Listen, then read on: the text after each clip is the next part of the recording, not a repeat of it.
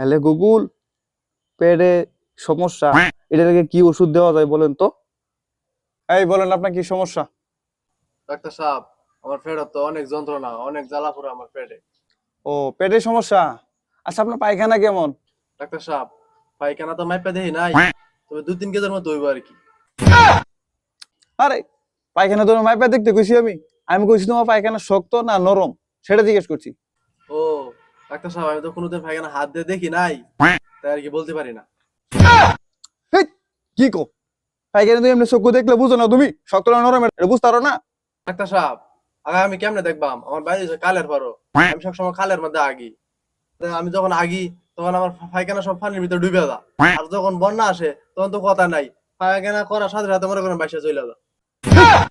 কি পাগলে ফাল্লা ফললাম রে আমি? হ্যাঁ, পাগল ছাগল হয়ে পড়ছি আমি। আচ্ছা আচ্ছা, ঠিক আছে, ওষুধ লিখে দিতেছি। হ্যালো গুগল, পেটে সমস্যা, এটা থেকে কি ওষুধ দেওয়া যায় বলেন তো?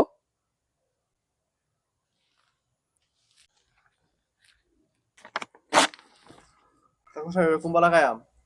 আরে, এটা কোন খাবে তুমি জানো না? এটা এটা খাবে যখন আগে ধরার আগে খাইবা, যাও।